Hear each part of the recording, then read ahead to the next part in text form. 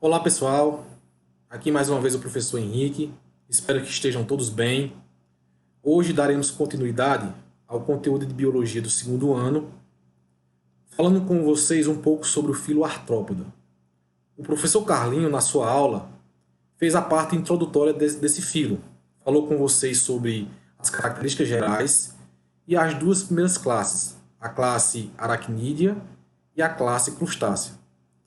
Hoje daremos continuidade falando um pouco sobre as três últimas classes, insetos, quilópodes e diplópodes. Esse assunto vocês vão encontrar no volume 6, capítulo 11, a partir da página 18. E o objetivo dessa aula é reconhecer as diferentes características do filo artrópoda. Começando então pelos insetos.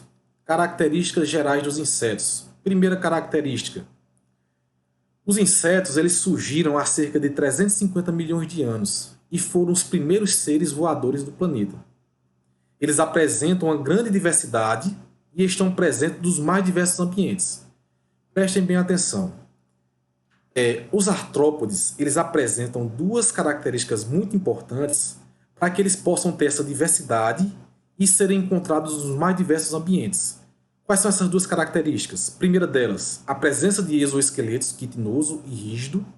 E a segunda, a presença de asas na maioria das espécies. Então, essas duas características dá aos artrópodes essa grande diversidade e essa capacidade de ser encontrado em vários ambientes.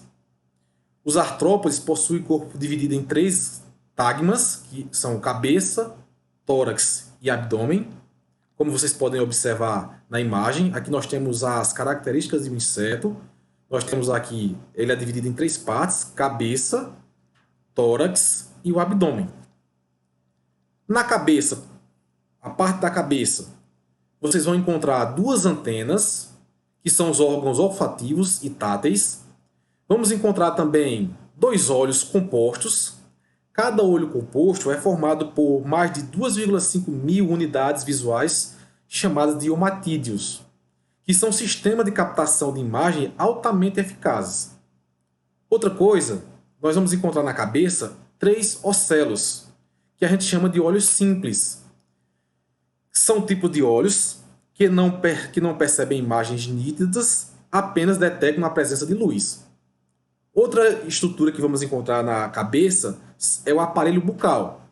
Esse aparelho bucal ele vai variar da espécie e também do hábito alimentar dessa espécie. O tórax. A parte do tórax dos artrópodes é dividido em três segmentos, com um par de pernas em cada um segmento, ou seja, são animais hexápodes. Dependendo da espécie, existe um ou dois pares de asas. A maioria dos insetos tem dois pares de asas, são tetrápteros. Porém, alguns não apresentam asas, os áceros. Como exemplo de áceros, ou seja, de artrópodes que não possuem asas, nós vamos ter as traças, piolhos e também as pulgas. Funções vitais. Quais são as funções vitais dos artrópodes? Começando então pelo sistema digestório. O sistema digestório dos artrópodes ele é completo, ou seja, tem boca e ânus, e a digestão ela é extracelular. A respiração é traqueal, as traqueias são finos tubos com muitas ramificações, denominadas traqueolas, como vocês podem observar aqui na figura, né? Traqueolas. Possibilitam as trocas gasosas diretamente com o tecido. Ou seja, a troca gasosa ocorre diretamente com o tecido. Sistema vascular. O sistema vascular dos artrópodes é aberto, ou também chamado de lacunar. No sistema vascular cardiovascular aberto, a hemolinfa, ou seja, o sangue, sai dos vasos sanguíneos e banha os tecidos por meio de lacunas, ou hemocélices, com menor pressão. Sistema nervoso. O sistema nervoso dos artrópodes é formado por dois gânglios cerebroides situados em regiões ventrais. Como vocês podem ver aqui na figura. Nós temos aqui os dois gânglios, certo? E eles ficam localizados aqui nessa parte de baixo, que a gente chama de quê? De região ventral da cabeça. O sistema excretor é formado por tubos longos e finos, chamados tubo de Malpighi, como vocês podem ver aqui na imagem. E nós temos então o sistema excretor que através de tubos chamado de tubo de Malpighi. Esses túbulos retiram a excreção, que geralmente é o ácido úrico, as lançam no intestino, que são eliminados pelo ânus, juntamente com as fezes. Mais uma vez a imagem, onde vocês podem observar aí o tubo de Malpighi. Reprodução. Como é que ocorre a reprodução dos artrópodes? Primeiro, os artrópodes são seres dioicos, ou seja, vai apresentar os dois sexos, o masculino e o feminino. A fecundação é interna. As fêmeas, elas eliminam uma substância chamada feromônio. Essa substância ela tem a característica de atrair o macho para o acasalamento. Após o acasalamento, os espermatozoides são armazenados em um reservatório na fêmea, chamado espermateca, para posterior fecundação no oviduto. Após a postura dos ovos, inicia-se então o desenvolvimento embrionário. O desenvolvimento embrionário dos insetos pode ser direto, sem a formação de uma larva, ou indireto, através do que a gente chama de metamorfose. E são de três tipos o desenvolvimento.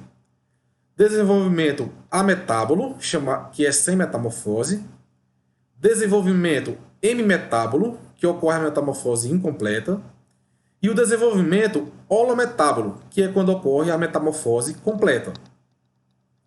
Nós temos aqui, então, o primeiro tipo de desenvolvimento, o desenvolvimento ametábolo.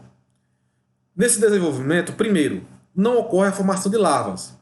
Do ovo saem formas jovens. Essas formas jovens elas são imaturas, ou seja, são não produtivas, não reprodutivas no caso. São semelhantes à forma adulta e, ou seja, tem um desenvolvimento direto. Um exemplo desse tipo de desenvolvimento, nós temos então aí as traças. Segundo tipo de desenvolvimento, o desenvolvimento hemimetábolo. Primeiro, não ocorre a formação de larvas. As ninfas, que são essas estruturas que vocês podem ver no desenho, é a forma jovem. Ela assemelha-se com os adultos, só que apresenta tamanhos menores, asa reduzida, né? Órgãos reprodutores não desenvolvidos, e eles vão sofrer várias mudas para poder crescer. Como exemplo desse desenvolvimento, nós vamos encontrar nos gafanhotos, nas baratas, nos percevejos, nas cigarras e nas libélulas. Próximo desenvolvimento, o desenvolvimento holometábolo. Prestem bem atenção que esse tipo de desenvolvimento é o mais comum de todos. É a metamorfose mais comum, ocorre em 80% dos insetos. O animal sofre uma transformação muito radical, tanto na questão do corpórea como dos hábitos alimentares. Então, essa é uma das principais características. Esse inseto ele vai sofrer uma transformação bem radical, tanto na questão alimentar, como também na sua questão corpórea. Ocorre a formação de uma larva totalmente diferente da forma adulta. Então, a forma de larva ela é totalmente diferente da forma adulta. Os insetos que apresentam metamorfose completa passam por 4 fases: ovo, larva, pulpa ou crisálida e o indivíduo adulto chamado de ímago. Como exemplo desse desenvolvimento, nós temos aí então as borboletas, mariposas, besouros, moscas e abelhas. Coloquei aqui para vocês, como exemplo, o desenvolvimento das borboletas. Começando então pelo ponto 1 aqui. Após o acasalamento, as borboletas depositam ovos fecundados, geralmente nas folhas e galhos. Dentro de cada ovo fecundado, desenvolve então a lagarta. Essa lagarta ela vai se alimentar de folhas, né? Logo após, a lagarta passa por uma transformação no seu corpo, produzindo a crisálida, que é um tipo de casulo. No interior da crisálida, ou seja, do casulo, no período de alguns dias, a lagarta se transforma na borboleta. E por fim aqui, no ponto 6, quando a metamorfose se completa, a crisálida se rompe e a borboleta é liberada. Para finalizar essa parte de insetos, como a gente viu, os insetos eles são encontrados nos mais diversos ambientes. Então é importante que a gente fale um pouco sobre a importância dos insetos. Os insetos eles vão ter várias importâncias, dentre elas o equilíbrio dos ecossistemas. Alguns insetos eles participam, por exemplo, da polinização de plantas. Participam também de cadeias alimentares. A gente vai ver que os insetos eles fazem parte de cadeias alimentares porque eles vão servir de alimento para várias espécies de animais. Outra grande importância dos insetos é a importância médica. Por quê? Porque eles são vetores de várias doenças, como por exemplo nós temos a dengue, muito conhecida aqui na nossa região, que é transmitida através do Aedes aegypti. Temos também a malária, produzida por outro inseto Anopheles. A doença de Chagas, produzida pelo barbeiro, transmitida pelo barbeiro. E a peste bubônica, por exemplo, também transmitida através de pulgas. Agora, as duas últimas classes. Quilópodes. Os quilópodes são animais que apresentam um par de antena longa, como vocês podem ver na imagem. Eles têm um par de antenas bem longas. O corpo dividido em cabeça e tronco. Esse tronco ele é alongado, cilíndrico e ligeiramente achatado, com muitos segmentos, como vocês podem observar na figura. É um corpo achatado e com várias divisões, ou seja, vários segmentos. E um par de pernas articulado em cada segmento. Como vocês podem ver, em cada segmento nós vamos ter um par de pernas articuladas. Esse animal ele tem hábito noturno, são terrestres e carnívoros. Eles têm uma característica, eles parasitam sua presa com as forcípulas, que são pares de mandíbulas adaptadas à inoculação de peçonha, ou seja, ele vai paralisar sua presa usando um tipo de veneno, que a gente chama de peçonha. No caso do homem, a picada, se algum ser humano é picado por um quilópode, a picada é dolorida, porém não vai ser grave.